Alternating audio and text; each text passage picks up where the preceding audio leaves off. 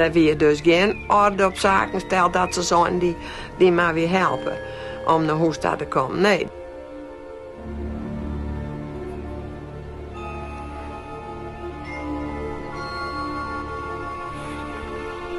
En zij moesten dus inmenden over die bregen.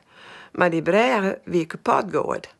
Hoe is het mogelijk met zijn wrakken voeten dat er dat nog redden had?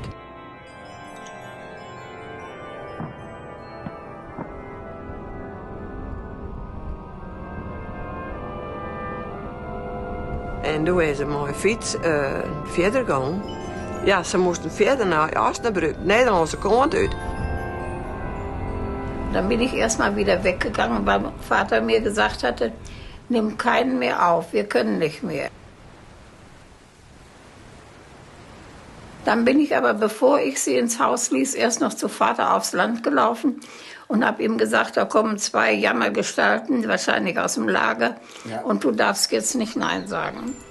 Der Vater hat sich dann eine Kutsche geliehen aus dem Dorf, hat ihn am nächsten Morgen dann, hat den Jakob dann die 15 Kilometer ins Krankenhaus gebracht. Es war einer von uns und da denke ich immer, die Großen haben doch die Kriege angezettelt. Und das Volk muss sie ausführen.